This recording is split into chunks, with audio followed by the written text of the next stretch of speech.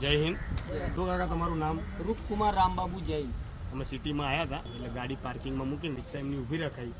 એટલે કાકાને કીધું અહીં જવું છે. એટલે કાકા કે 40 રૂપિયા થશે. એટલે 50 રૂપિયા આલીશ કાકા.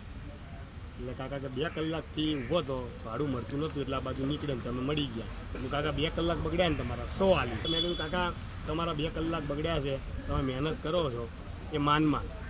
એટલે ખરેખર આપણે જે રિક્ષાવાળાથી કમ્પ્લેન્સ હોય છે આપણે ઘણાને તો એમના ડ્રાઇવિંગ થયા છે ઘણી પ્રશ્નો, પણ આજે આપણે સારા ઘરમાં રહીએ તો આપણે ઘણા તકલીફોથી જૂજીએ છીએ. તો આજે એ પણ મહેનત મજૂરી કરવાવાળા માણસો છે, હજારો તકલીફો એમને પણ હશે.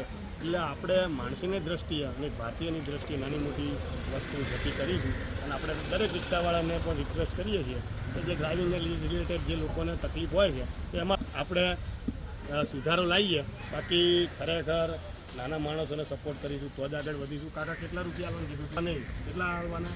500.